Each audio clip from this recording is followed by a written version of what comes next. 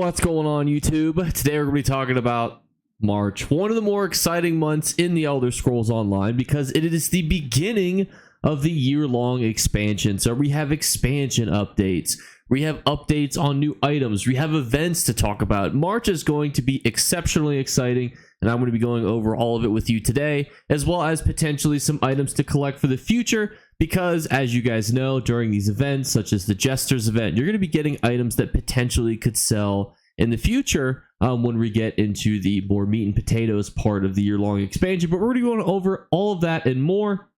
So please, if you're watching this video, leave a like and subscribe, and we'll jump into it.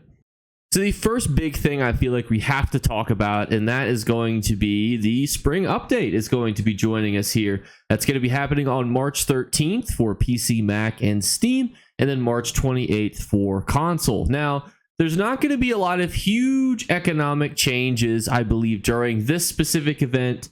However, what I would say is as with any time they ever do this, rewards of the worthy, 3 new sets that are going to be really good. So farming rewards of the worthy is going to be a very viable gold making method once this update happens. Now, there used to be a way in which you could farm rewards of the worthy, hold on to them, and then open them. However, it does not seem like that works anymore, so you're actually going to have to farm these, unfortunately, once the actual update hits. But it's going to be a very viable gold method when that does actually come out. Now, I know that obviously there's a lot of hype around update 38 and Necrom and whatnot. So you're probably thinking to yourself, well, how does this March update affect the summer? And what I would say is the Jesters event and really everything in the meantime, you're probably going to be getting a lot of companion gear. Now, companion gear is either worth a lot or nothing. So what I would warn you is that make sure that if you are getting traits such as vigorous, healing, or anything that could be used to be put towards a tank or a healer companion in those traits, you're probably going to have something you can sell. So save up on your companion gear because when the Necrom chapter is released, they're adding new companions, and I was surprised at how much companion gear went up when the High Isle expansion was released. So I'm not going to make the mistake of selling it cheaply again because I've learned my lesson. So save that companion gear for the summer event. Next, currently we have the Explorers event. Now the Explorers event is just going to be a really, interesting event. It's going to give you XP. It's going to give you increased drops from harvesting nodes. Nothing super groundbreaking. What I would tell you though is that this is just a great time to do your daily writs. You're going to essentially get 10,000 free gold just for turning in your daily writs per character, regardless of your crafting level. You're going to be able to get tons of XP, and you're going to get a lot of harvesting nodes. Now, this isn't going to have the biggest effect on the economy. However, when you couple this with the Jesters event, and you really start to think about the fact that people are going to be going through Psijic Ambrosias like fiends, I would say that things like Perfect Row, especially because consider too that this does not include fishing, so keep that in mind. So you're going to probably be able to make a pretty penny off of those consumables. Now, it's a few hours left of the Explorers event, unfortunately. It's going to be ending here in Tuesday, so about 36 hours from now, unfortunately.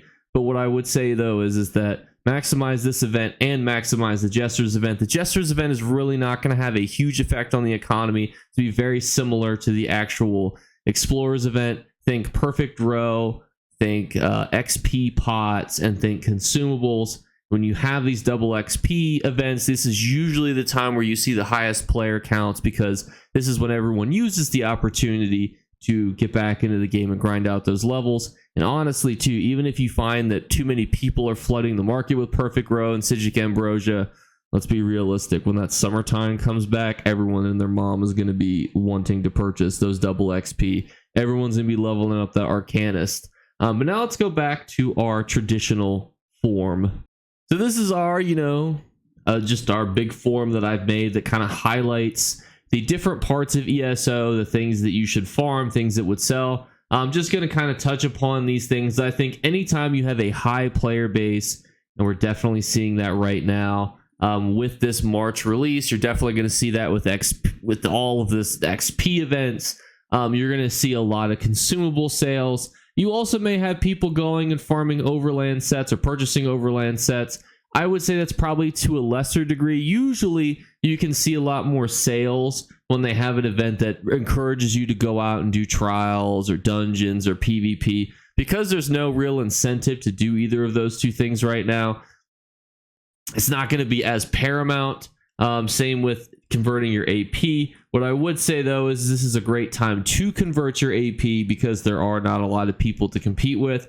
Or if you're actually just looking to start getting into the market, Deadly Strike is going to be very good with the Arcanist class. Like, it is going to be ridiculously good. So it might be a good time to either start selling those or binding them to your sticker book, depending on if you just want to be ready.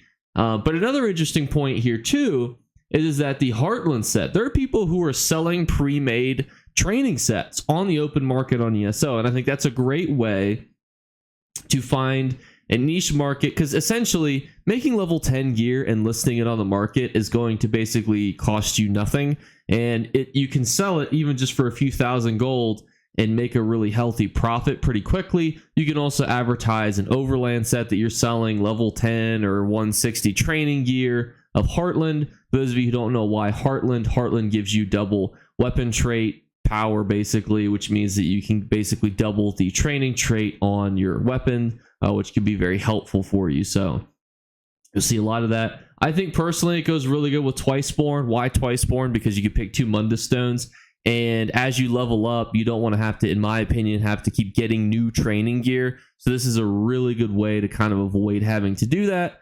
And then kind of finally, we talked about companion gear. That's going to be pretty intense.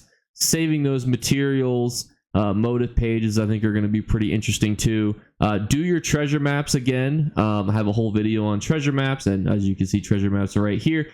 Also, as a PSA, I think that this is, I would strongly encourage you guys to try to sell your writs now, because I do worry that writs are going to be almost worthless in the future, because as guild leaders no longer have to spend tens of millions of gold, once that all-in-one station comes out, the writ voucher market is not going to be looking very good. So I do worry about that. Furnishing market though, I'll probably make a dedicated furnishing guide, just because I always find furniture such an interesting concept and video kind of point to discuss. But this is the actual general list that I've made and kind of the big updates for March and how I think it's going to kind of affect the economy kind of holistically. So it's just a really good month, I think, to kind of passively level up the game, maybe sell some training gear, maybe sell some consumables to people who are using it. It's really a shame that we didn't have mid-year mayhem. You're going to have people who are going to start getting their stuff ready to build the Arcanist class. You're going to have those new rewards of the worthy.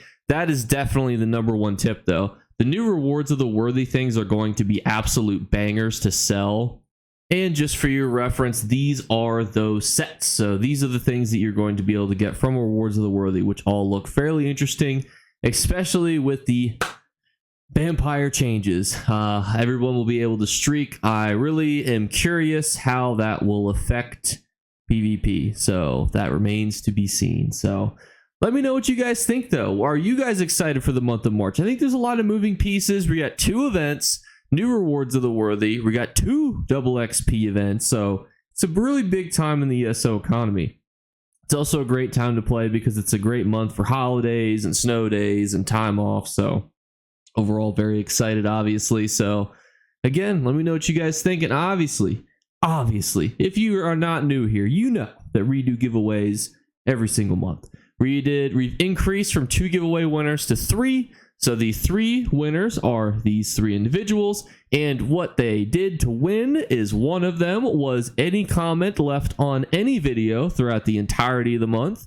The second is the funniest comment of the month. It is completely subjective how I feel at the time, so unfortunately just keep that in mind. And the third one is a random subscriber pulled from my public subscribers list. So all you have to do is like, subscribe, and comment.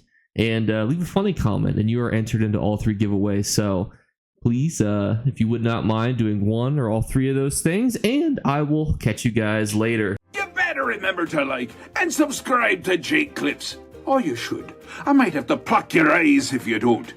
Or, better yet, I'll skip rope with your entrails. Do it now. Subscribe. Ta-ta. Off with you. Post outro, I don't have a crazy amount to say, but do you enjoy these videos? Anything you think I should change to these, or additional kind of new series that I should begin? Because I do love the old market watches, so curious as to what you guys think, and I'll catch you guys later. Bye, guys.